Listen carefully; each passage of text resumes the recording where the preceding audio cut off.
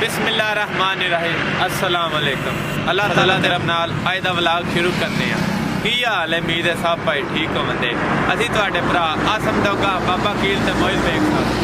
साडे YouTube channel का नाम है देसी व्लॉग। असीं हुण इस टाइम आए हैं भाई जी जेलम चौधरी सदीक गुजर ज़्यादा साहब मिलन चले उन्हां वाली भानू दा नाम मिला के।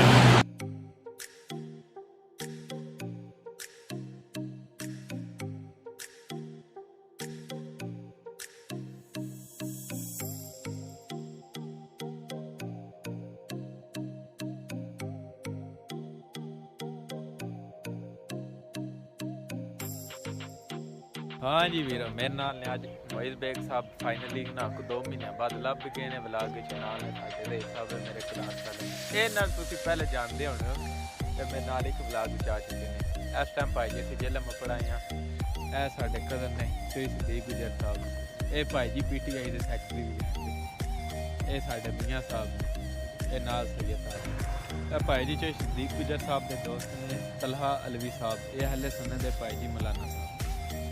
भाई जी चौधरी सदीक गुजर साहब घुड़सवार भी ने, बहुत अच्छे भाई जी घुड़सवार ने। इन्हों का अपना सैक्शन है, पूरा क्लब इन्हों का भाई जी।